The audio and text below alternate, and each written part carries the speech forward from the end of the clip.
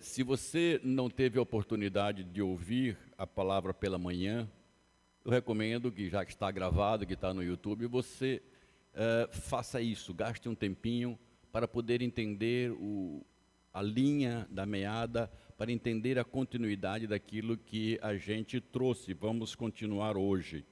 O texto é o mesmo que eu usei no período da manhã, em 1 Pedro, capítulo 2, versículo 9.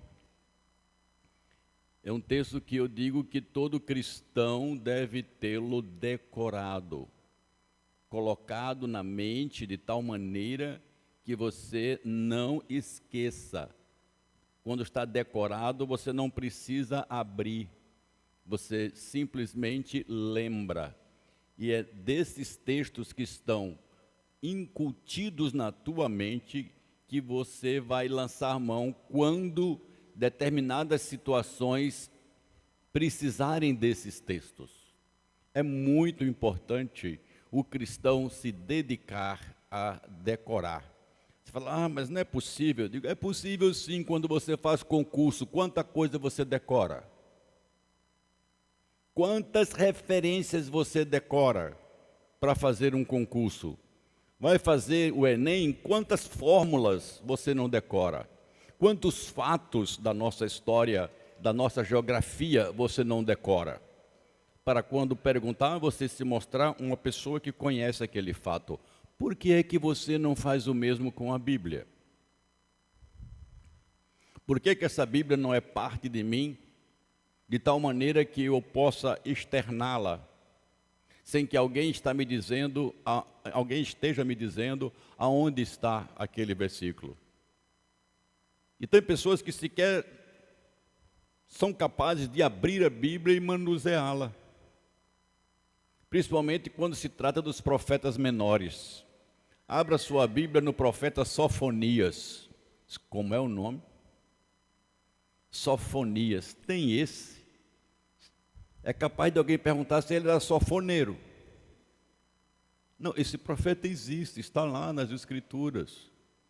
Mas nós não estamos acostumados de ler e de procurar a palavra do Senhor como parte importante para a minha vida, para o meu espírito, assim como o alimento é importante para o meu corpo. 1 Pedro capítulo 9, a versão Nova Almeida diz: vós, porém, sois geração eleita, vocês são geração eleita, sacerdócio real, nação santa, povo de propriedade exclusiva de Deus, a fim de, com o propósito de proclamar as virtudes daquele que chamou você das trevas para a sua maravilhosa luz. É sobre esse texto que eu quero conversar com você, dessas 4 ações de Deus na vida do povo de Deus, na vida dos crentes, que produzem grandes e visíveis transformações. Curva a sua cabeça, assim como eu pedi para orar por você de manhã, quero pedir para você orar uma segunda vez por você. E peça a Deus agora que o Espírito Santo fale para você através da sua palavra.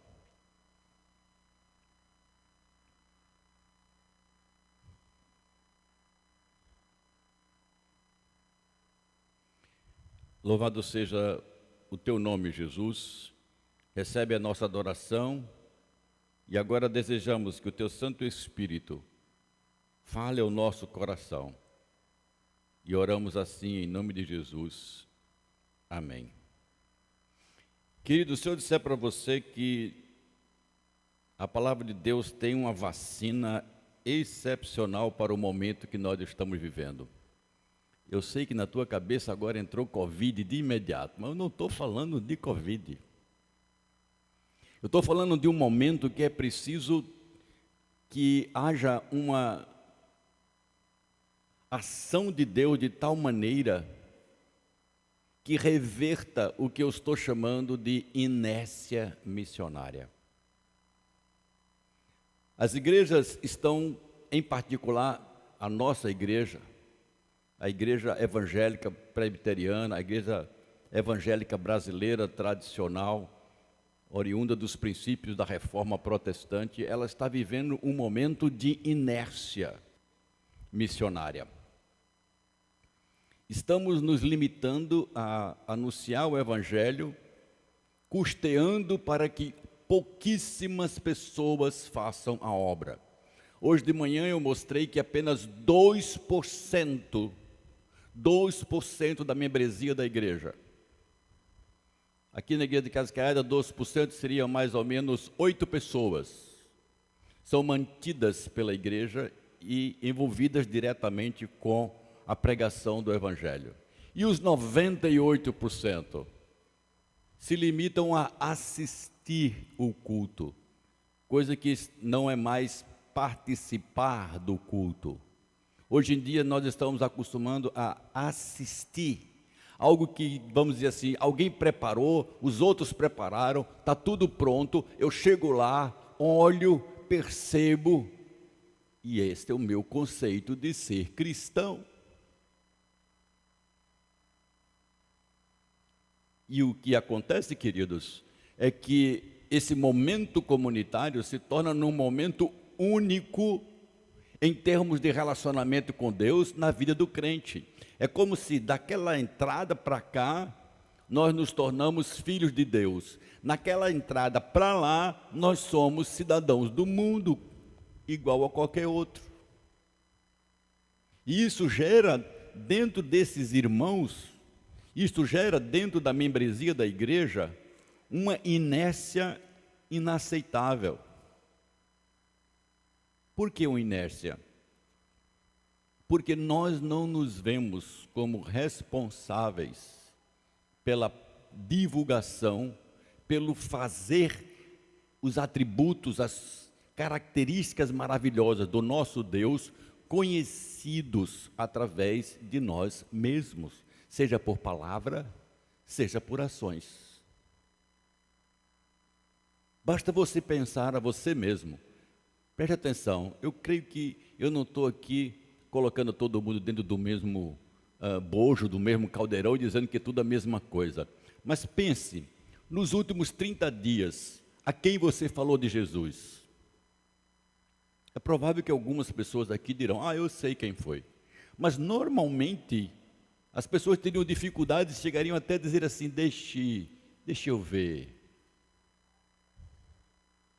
E algumas até vão ter dificuldade de dizer se já alguma vez foram instrumentos da graça de Deus para alguém. Mas são crentes. Essa inércia missional é um vírus que entrou na igreja, e não entrou de início na igreja presbiteriana. Nós não fomos assim no nosso nascimento. A igreja presbiteriana se caracterizou por chegar primeiro no interior dos estados do Nordeste. Pastores fundavam igreja, missionários, a membresia pregava, homens chamados coautores vendiam pedaços da Bíblia ou porções da Bíblia, quando era proibido pelos padres e pelos líderes religiosos da época de ler a Bíblia. Imaginem, viver do que se é proibido ler. E essas pessoas pregaram o Evangelho. No diário de Ashbel Green Simonton, o primeiro missionário presbiteriano no Brasil, quando ele começou a sua igreja no Rio de Janeiro e as pessoas começaram a chegar, o nascimento ali, o nascedouro da igreja presbiteriana, ele tinha 2 cultos. E no diário dele ele registrou isso, que ele pedia que os membros da igreja não viessem 2 vezes aos cultos. Ou escolhessem um culto da manhã, ou escolhessem o culto da noite. E no período que não vinham para a igreja, falassem de Jesus para um amigo ou para um parente. Nascemos assim. Crescemos assim. Em 1954, a Igreja Presbiteriana do Brasil estava perto de completar o seu centenário, em 1959, e era a maior denominação evangélica do país. Irmãos, passou-se aproximadamente 50 anos. E hoje a Igreja Presbiteriana do Brasil é 0,38% da população brasileira. 0,38%. Enquanto as Assembleias de Deus são 20% da população brasileira. Alguma coisa aconteceu. E você está olhando para um responsável e eu estou olhando para vários responsáveis que precisam tomar a vacina de Deus para sair dessa inércia missionária. E deixarmos que apenas 2% da nossa membresia se envolva com o trabalho missional e 98% gastem 95% de todo o seu tempo durante toda a vida sem se envolverem com essa tarefa. É uma doença paralisante e que não pode continuar. 4 coisas, uma vacina, 3 efeitos. A vacina primeiro está quando o apóstolo Pedro diz: vocês são geração eleita. Vocês são uma raça escolhida. É muito interessante aqui a tradução Almeida usar a palavra geração, porque é exatamente esse o objetivo ou o intuito do termo que o apóstolo Pedro utilizou.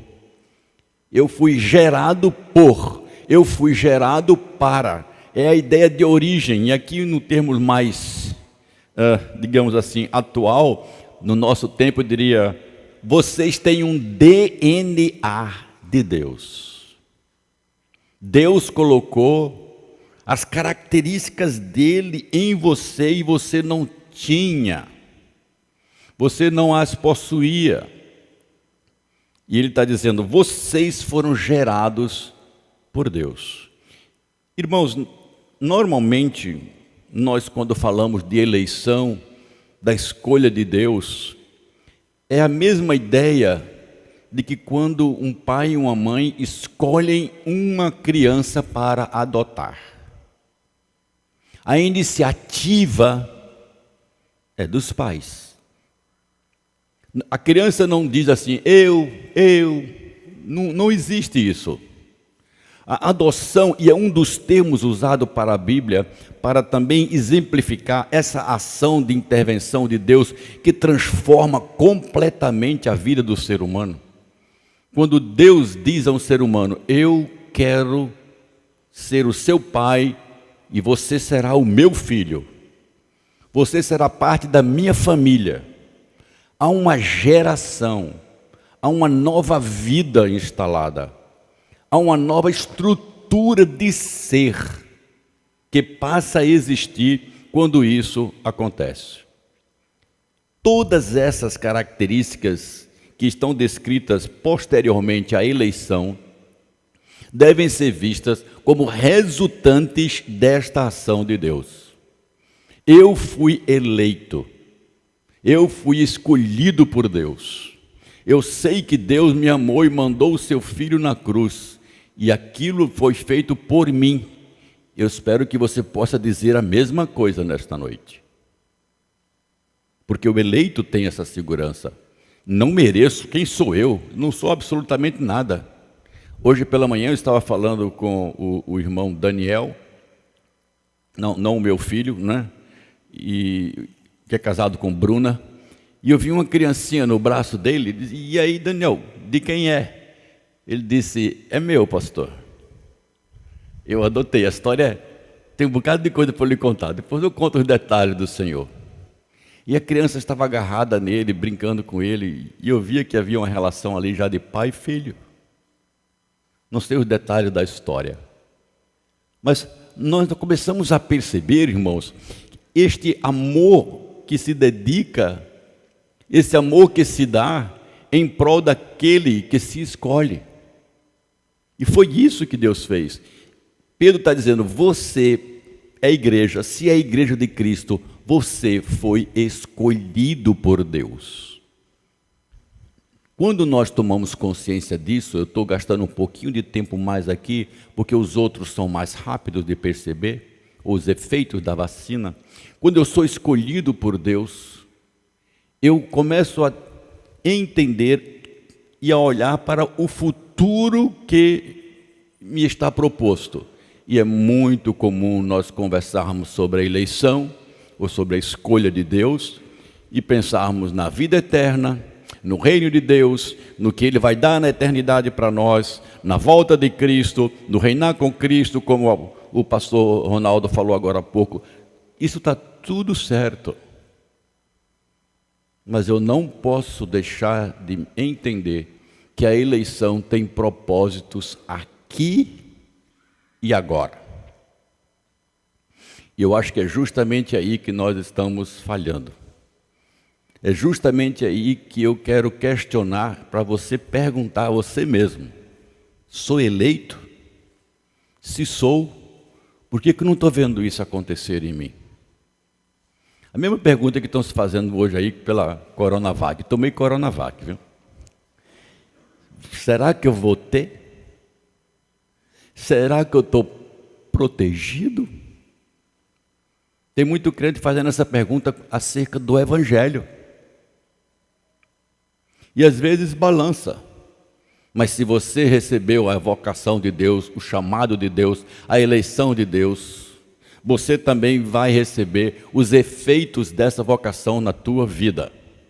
O fato de ter sido gerado, de ser descendente, de ser herdeiro, e também está associado ao propósito, à vontade e ao que Deus quer realizar neste mundo. Este é o primeiro ponto. Você foi vacinado. Você recebeu esse presente de Deus, essa dádiva de fazer parte da família de Deus. O pecado não te mata mais, porque a eleição me livra do poder da morte. O escritor de Hebreus diz que o último a ser vencido foi a morte. E ela foi vencida por Cristo na cruz. Quem foi eleito não precisa ter medo de morrer. Falei ontem, na sexta-feira à noite, uma experiência de uma jovem aqui na igreja, lá em Limoeiro. Quando nós estávamos evangelizando numa parceria com a igreja de Putinga para estabelecer uma igreja lá em Limoeiro. E uma jovem passou pelo treinamento aqui na igreja para evangelizar, e ela estava com um grupo indo numa casa e era a vez de falar. E ela chegou numa casa, bateu, uma senhora chegou para recebê-la. Ela chegou e falou e disse: bom dia, eu vim aqui porque eu tenho um plano muito bom para a senhora. Aí a senhora respondeu assim: o meu plano é Unimed, qual que é o seu? Boa pergunta daquela senhora, mas a maneira como aquela jovem abordou foi impressionante. Aí ela disse: o meu plano é muito melhor que o da senhora, mas muitas vezes melhor. E a senhora continuou perguntando: o que seu plano tem e o meu não tem? E ela respondeu: no meu plano ele garante, se a senhora morrer, ressuscita. Irmãos, eu achei isso fantástico. E a mulher disse: como? Isso mesmo, o meu plano garante, se a senhora morrer, ressuscita. E aquela jovem falou que ela foi ensinada: aquele que crê em mim, ainda que morra, viverá. E foi aí que ela entrou com a pregação do Evangelho. O meu plano não é de saúde, é de vida. E o que eu quero mostrar para vocês é que esta é a mensagem do Evangelho. Não estamos livres mais do salário do pecado no nosso corpo. Sim, o pecado está presente, mas não me destrói mais eternamente. Não me priva mais, não gera sobre mim, sobre nenhum dos eleitos, o privilégio de viver e conviver com Deus. Ele está livre, está imune à condenação do pecado. E Pedro dizendo para estes que são eleitos, e isso só vai funcionar agora para os eleitos, para aqueles que fazem parte da família de Deus. Pedro vai dizer, versículo 9, ele diz: vocês que são gerados por Deus, vocês que são a geração que Deus escolheu, vocês que são o povo escolhido de Deus, vocês são sacerdotes do Rei. Pedro está lançando mão de um texto do Antigo Testamento, quando Moisés estava no monte para receber as tábuas da lei, registrado lá em Êxodo 19:6, e Deus diz para Moisés as mesmas palavras que Pedro está utilizando aqui agora. Deus disse: vá, diga ao povo, o povo será para mim um povo de sacerdotes, não um povo com sacerdotes. Cabe aqui uma explicação interessante para entendermos a função do sacerdote. O sacerdote, ele não possuía acessos especiais para Deus, mas ele possuía a responsabilidade de ensinar ao povo como Deus queria ser adorado. Por que eu digo que o sacerdote não tinha acesso especial? É que até o sumo sacerdote, o principal dos sacerdotes, que era uma figura de Cristo, ele não podia entrar no lugar santíssimo sem antes fazer o que todos os outros sacerdotes e pessoas que não eram sacerdotes, que ministravam no templo, faziam. Ele tinha que oferecer oferta pelo pecado dele, porque ele era pecador. Então o sacerdote dizia para o povo o que ele precisa fazer da maneira como Deus agrada. E aqui Pedro está dizendo: vocês, como sacerdotes de Deus, foram escolhidos por Deus. Olha a primeira consequência da vacina, ou o primeiro resultado da vacina. Vocês precisam dizer às pessoas que não conhecem a Deus o que é que Deus se agrada, ou como Deus se agrada que elas ajam e como elas vivam. Se alguém quer se aproximar de Deus, ou se alguém por algum motivo ouviu falar de Deus, ela não pode fazer qualquer coisa, como o ditado popular que diz: qualquer caminho leva a Deus. Não importa o que você faz, o que importa é a intenção. Isso não é verdade.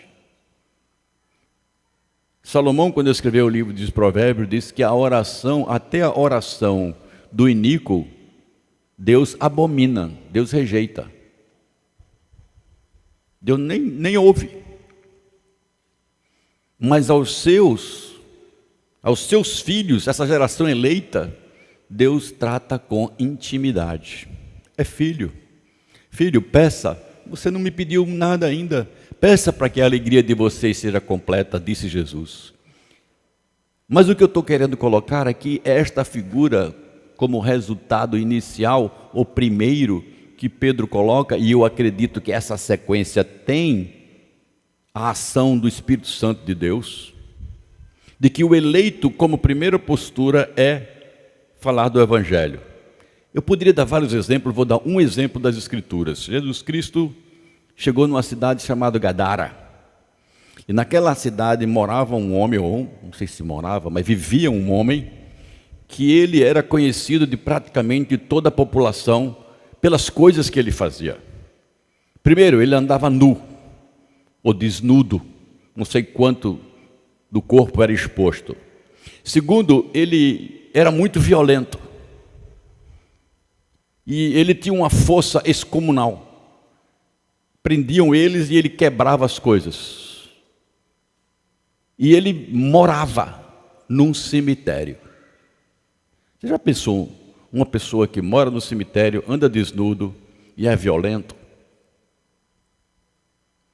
Jesus chegou nessa cidade, o barco para, e quem vem ao encontro dele? Este homem que a Bíblia não relata o nome. E quando ele chega lá, Jesus Cristo olha para aquele homem e percebe que naquele homem havia o controle do reino de trevas. Havia seres espirituais com poder, como todo ser espiritual tem poder mais do que o ser humano. E controlava a vida daquele homem. Jesus Cristo disse: sai tudo daí. A história da Bíblia dá detalhes. Aquele homem é livrado de uma possessão demoníaca por muitos demônios na vida dele. E a Bíblia diz que aquele homem, quando ficou livre, o texto diz, estava vestido e assentado aos pés de Jesus, ouvindo algumas coisas. Todo mundo ficou admirado. Mas os demônios, por permissão de Jesus, entraram nos porcos, os porcos caíram na água, ali os porcos se afogaram. Os donos dos porcos, que eram mais de 2.000, pediram para Jesus ir embora, porque não é interessante uma pessoa que dá prejuízo perto de nós. Jesus se dirige para o barco e aquele homem que fora curado chega para ele e diz, Senhor, deixa-me te seguir, deixa-me ser um dos teus seguidores e discípulos, que vai para onde o Senhor for. Jesus Cristo disse, não, volte para a sua casa e diga para os seus tudo o que Deus fez para você. Deus transformou aquele homem, Jesus Cristo transformou aquele homem num missionário em apenas poucas horas de conversão. Estão entendendo o resultado da vacina? O mesmo caso aconteceu com a mulher lá da cidade de Siquém, a samaritana. Quando ela descobriu que Jesus era o Messias, foi para a cidade, falou para todo mundo, encontrei o Messias. A cidade veio, ouviu falar de Jesus, e depois as pessoas disseram para ela, não é mais agora pelo que você diz, mulher, mas nós vimos que ele é o Messias. Irmãos, a consequência, o resultado primeiro de quem é parte da família de Deus, é que esta pessoa faz Cristo conhecido, testemunha de Jesus, fala de Jesus, mostra Jesus. Eu vou contar uma experiência que é bem particular. Uma senhora, uma jovem senhora, aqui da igreja de Casa Caiada, muitos conhecem, pois eu vou dizer quem é, porque não tem problema. Ela me procurou no gabinete pastoral e disse, pastor, eu quero fazer uma tatuagem. Ela é esposa de presbítero. Eu disse, pronto, estou feito. Pense no problema. Aí eu disse para ela, eu acho que você deve conversar isso com o seu marido. Eu digo, vou sair por aqui, né? Converse com seu marido. Aí ela disse, ele disse que é para conversar com o senhor. Obrigado. Bom, irmãos, a Bíblia não fala nada sobre isso, se pode, se não pode, se tem, se não tem. E aí eu fui para a intenção. Eu disse, minha irmã, por que você quer se tatuar? E o que você quer se tatuar? Ela disse o seguinte, pastor, quando eu não era crente, a minha vida foi devassa. Eu fiz muita coisa errada. E eu conheço muita gente de onde eu vim. O que eu queria era botar aqui no braço assim, Jesus, só isso. E quando alguém me perguntasse por que eu fiz isso, eu falaria do Evangelho. Eu disse, pode tatuar. Seu marido concorda? Pode tatuar. E a irmã Cíntia, esposa do presbítero Adeval, que hoje mora lá na Irlanda. E eu tive a oportunidade de conhecer amigas delas que chegaram a Jesus através daquilo no braço. É incomum. O apóstolo Paulo não tatuou não, tatuaram ele. Ele levou tantas chibatadas nas costas, que as costas dele ficaram marcadas. Por 2 vezes ele recebeu 39 chibatadas. E quando ele disse para os Gálatas, ele disse, olha, vocês precisam saber de uma coisa, eu trago no meu corpo as marcas de Jesus. Eu acho que a gente precisa ter essas marcas, alguma coisa na minha vida que mostra quem eu sou. Não estou mandando ninguém se tatuar não, viu, pastor? Mas uma camisinha que abre portas para evangelização é bom. Um brincozinho aqui com alguma coisa, minha irmã, que lembre como Jesus é para mim, ou o que Ele é para mim, eu preciso fazer alguma coisa. Eu preciso entender que eu sou um sacerdote, que eu posso dizer para as pessoas o que Deus espera deles e que eu conheço a Deus. Porque o que Deus está falando aqui através do apóstolo Pedro é: aqueles a quem eu escolhi, estes aqui são transformados em sacerdotes, em mediadores, em pessoas que podem falar de mim porque são meus filhos. Agora, quando você age igual ao mundo, ao mundão, faz as mesmas coisas, tem os mesmos projetos, tem os mesmos intentos, acha que sua vida vai estar tchan quando passar no melhor concurso público, e aí você acha que chegou ao tchan, ao ponto lá de cima, e você acha que isso é o essencial. Então você perdeu de vista para o que você foi escolhido nesse mundo. Eleição é a vacina de Deus que me livra do poder do pecado, mas não me coloca numa paralisação. Ela diz: de imediato você se torna uma pessoa representante que permite outros conhecerem a vontade, a verdade, o Evangelho, o privilégio que tem de fazer parte da família de Deus. Terceiro aspecto, ou a segunda consequência, melhor dizendo assim, dessa ação de Deus na nossa vida, é a ideia de nação. E aqui, para mim, Pedro está falando justamente a ideia de coletividade. Talvez pudéssemos usar a palavra, embora a palavra nação mesmo é etnos, no que diz respeito a uma organização santa. Uma nação tem governo, território e pessoas e leis e regras que as unem. E assim mesmo uma igreja também, nós somos uma comunidade local que tem pessoas, que tem regras e temos uma linha, um objetivo que nos une. Nós somos uma igreja santa. Aliás, essa é uma das características da igreja, ser una, santa, universal e baseada nos apóstolos e também enviada ao mundo, que a palavra apostolar ou apostólica pode significar tanto uma igreja que está com seus alicerces no ensino apostólico, isso é verdade, mas também a palavra apóstolo significa enviado. Uma igreja apostólica é uma igreja enviada ao mundo com uma missão. E por sermos uma igreja santa, nós somos uma igreja diferente. Nós somos pessoas diferentes. Se você foi eleito, você não vive como a maioria das pessoas vivem. Me lembro que um diácono aqui da igreja me contou uma história, que ele foi na padaria. E quando ele chegou na padaria, ele deu R$5 para comprar um pouco de pão, determinada quantidade. E a moça do caixa que o atendeu, deu para ele um troco como se ele tivesse dado 50. Ele olhou e disse: moça, a senhora se enganou. O troco não é esse. E a moça disse: não, senhor, o senhor me deu 50. E o troco está aí. E ele disse: não, eu não lhe dei 50, eu lhe dei 5. A moça parou, olhou para ele, perguntou: você é crente, né? Irmãos, nós temos que fazer esse tipo de diferença.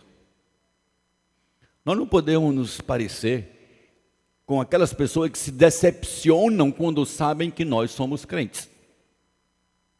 Porque é esperado um procedimento e do crente vem um que danifica, que suja, que bota o nome de Cristo para baixo. Do crente é esperado muito e mais. É esperado honestidade. Quando a igreja era do outro lado ainda, tinha um jovem aqui que era um rapaz muito inteligente, trabalhava então no Banco do Nordeste, Banorte.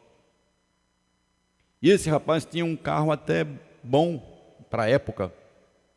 Morava aqui em Olinda e ele vindo de lá para cá, uma blitz o parou. O guarda chegou para ele, pediu o documento, olhou e disse: o farol traseiro do seu carro, doutor, está queimado, a lanterna. o senhor dá uma cerveja para a gente aí e vai embora. Aí ele disse, eu não faço esse tipo de coisa. O senhor faz o seguinte, eu não sabia, realmente deve ter acontecido há pouco tempo, o senhor emite a multa aí, eu assumo. Aí o guarda foi lá, falou, disse, ó, vai guinchar o seu carro. O senhor que sabe. Ele disse, não, eu já disse ao senhor que eu não faço esse tipo de coisa. O carro dele foi guinchado. No depósito, ele teve o farol dianteiro quebrado, o som do carro dele desapareceu. E quando ele pegou o carro, pegou bem diferente daquilo que ele colocou. E na conversa que ele teve comigo, ele disse o seguinte, era muito mais barato para mim eu ter tirado 10, 15 ou 20 reais e ter dado, e chegar para casa sem nenhum desses problemas e atropelos que eu tive para depois reaver o meu carro.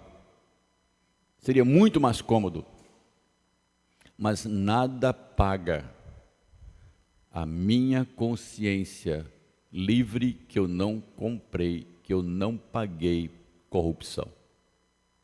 Nada paga. Irmão, crente é diferente, ele é assim mesmo. Em nome do Evangelho ele sofre mesmo. O crente estudante, quanto foi que tu tiraste na prova? 6, rapaz. Que é isso, cara? É 6, mas é meu. Não é do vizinho, não é do amigo que estudou. É o meu 6. E é 6 porque eu bobeei em tal canto, mas é o meu 6. Não pode ser como uma moça que chegou numa prova, estava com muita dificuldade, era uma jovem adolescente, passou por uma dificuldade, isso é fato real aqui da igreja. E ela estudou lá, ela contando para mim, e foi muito abençoada, que ela estava no momento lá, Senhor, não sei dessa questão, o Senhor me ajuda, de repente caiu um papelzinho. Era a resposta, pastor. Meu irmão, você orou, minha querida, você orou para outro Deus. Foi para outro que você orou, não foi para Jesus não. Jesus não faz assim não, Jesus não rouba conhecimento do outro para que adulterar um documento e lhe dar uma nota que não é sua. Mas tem cristão agindo assim. Não é esse reflexo de santidade, de vida honesta. E talvez hoje em dia, meus irmãos, onde Satanás mais tem entrado, é na vida da nossa realidade da moral. Vivemos um momento em que você pode fazer o que você quiser, pensar o que você quiser, agir como você quiser. E eu estava pensando, quantos daquele lá de fora do mundo comemoram 25 anos de casamento? Quem você conhece fora da igreja que está fazendo 25 anos de casamento? Você conhece? Normalmente eu tenho encontrado pessoas que já estão no 3º, 4º, 5º casamento. E acha que mudando vai dar certo. Ele resolve um problema e cria outro. É assim que acontece. A estatística, no final do milênio, entre as igrejas, é que mais de 60% dos jovens já tinham tido sexo antes do casamento dentro da igreja, jovens da igreja. Onde está a santidade do sexo? Onde está o limite hoje que nós temos para a pornografia? Mais de 70% de todo o conteúdo da internet é pornografia. Fora, não estou nem levando em consideração aqueles sites insinuantes, ou app insinuantes, que você faz justamente para provocar e ser provocado. O crente é diferente. Somos diferentes. As pessoas estão vendo isso em nós. Primeiro começa com a eleição. Deus gera em mim uma nova estrutura de ser, que é capaz de conhecê-lo e de nos fazer mediadores. Depois nos diz que nós somos santos, para imitá-lo num proceder que não é o que o mundo faz. E por fim, a terceira característica, ou a terceira consequência da eleição é que vocês agora são propriedade exclusiva de Deus. Irmãos, eu acho que no tempo que nós estamos vivendo hoje, essa ideia de ser propriedade do outro soa como um verdadeiro retrocesso no ouvido de muita gente. Quando nós temos uma coisa que é propriedade exclusiva nossa, significa que o controle total é meu, é nosso. Fazemos o que quiser, como o que quiser.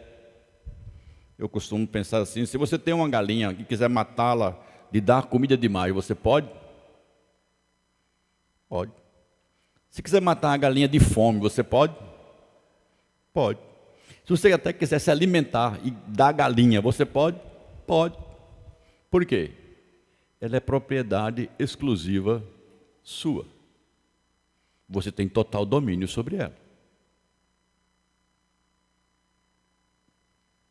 E aí, se eu sou eleito, feito sacerdote do real, e agora também nação santa, ou comunidade santa, eu como parte deste grupo de pessoas que imita Cristo, eu não me pertenço a mim mesmo.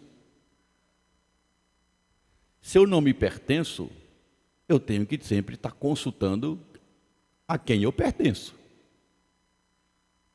E o que Deus quer que você faça está de imediato aqui. Vocês são propriedade exclusiva de Deus, e o texto continua, a fim de, com o propósito de, ou seja, Deus me escolheu, me fez sacerdote dele, disse que eu sou santo e me colocou numa postura de santidade, tanto posicional diante de Deus, sem pecado, quanto num processo que eu vou melhorando a cada dia, e agora diz, você agora é minha propriedade, vai fazer o que eu quero. E o que o Senhor quer, Senhor? Eu quero que você proclame as minhas virtudes, a fim de proclamar.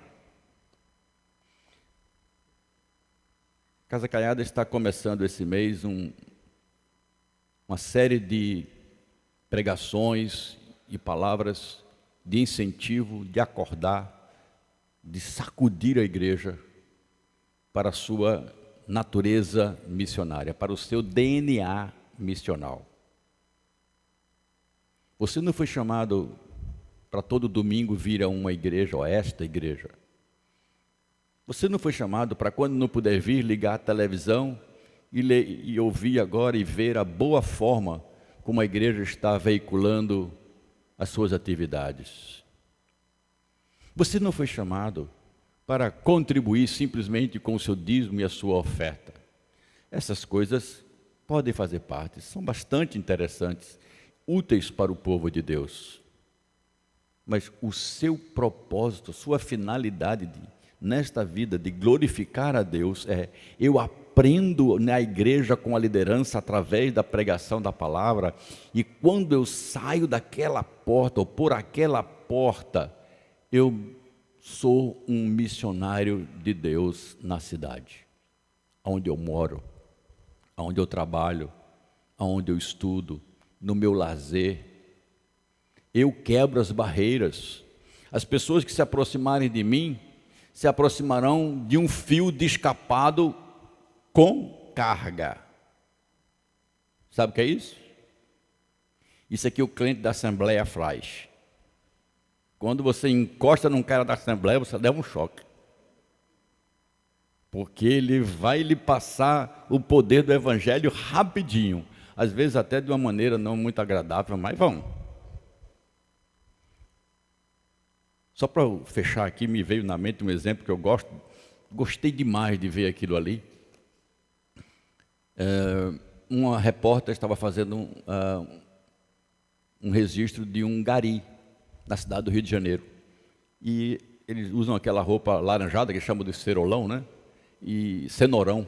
E eles estavam com aquela roupa lá e era hora do almoço, e o cinegrafista começou a pegar aquele homem e ele tira aquela roupa, por debaixo daquele macacão está uma calça já prontinha, ele abre uma mala, uma valisezinha, tira uma camisa de manga comprida branca, bota, tira uma gravata, puxa a gravata, bota a gravata, pega a Bíblia e começa a pregar para aquelas pessoas que estavam na praça que ele estava varrendo. Aí eu disse assim: é presbiteriano. Eu disse brincando, mas eu disse. E vocês estão rindo. Sabe por quê? Porque a gente não faz. Eu vou até mais longe. Nós não teríamos coragem, audácia de fazer isso nem no nosso trabalho, quanto mais numa praça. E ele falou, tirou a gravata, tirou a camisa, botou de volta o seu macacão, comeu o seu lanchinho e voltou para varrer aquilo que ele estava fazendo. Irmãos, se a gente não falar, Deus vai levantar outros eleitos para falar. Sou eu e você que perdemos o privilégio para falar. Paralisia missionária não é virtude de nenhuma igreja. É doença. É uma concepção inadequada, errônea, prejudicial, que Deus já trouxe cura pela eleição. Fomos escolhidos, feitos sacerdotes, santificados pelo poder do Espírito, proprietária exclusiva de Deus e enviados ao mundo com poder e autoridade de Cristo para uma missão. Não calhe a boca. Não calhe a boca. Na sua vida tem algo que deforma o Evangelho, mude. Se onde você trabalha as pessoas não te conhecem como crente, leva uma Bíblia, bota alguma coisa que chama atenção, faz alguma coisa. Seja veículo da graça de Deus. Curve sua cabeça. Peça que o Senhor fale a você bem de perto neste mês de promoção das missões. Que haja uma motivação muito grande, tão grande que na nossa igreja volte a acontecer o que aconteceu na igreja lá de Jerusalém. E o Senhor acrescentava todos os dias o número daqueles que iam sendo salvos. Significa que aquela igreja pregava o Evangelho todo dia. Que bênção ver todos vocês sendo enviados como missionários amanhã de manhã para tantos lugares na cidade. Que grande, imensa bênção. Senhor Jesus Cristo, aqui está o teu povo, após ouvir a tua palavra, após sabermos esta grande e preciosa bênção da salvação em Cristo Jesus, da graça que nos foi derramada e que nos livrou, nos imunizou, que nos tirou da condenação do pecado que levava à morte eterna e nos colocou no reino do Filho do amor de Cristo. E nesta vida o Senhor nos ordena, como nosso Deus, nosso Senhor, a sermos representantes, aqueles que mostram às pessoas o que Cristo, o que Deus quer que elas façam, que reconheçam que são pecadoras, que confessem os seus pecados, que se arrependam dele e creiam em Jesus Cristo. Essa é a nossa responsabilidade. Que o Senhor nessa noite tenha mexido com o teu Espírito no nosso interior. Primeiro, te pedimos, confirmando que somos os teus filhos e filhas. Segundo, apontando onde estamos falhando e não mostrarmos esta filiação. E te pedimos ainda, ó Deus, que tu produza dentro de nós ousadia para anunciar a Cristo, aonde andarmos e aonde o Senhor nos der a oportunidade. Em teu nome nós oramos. Amém.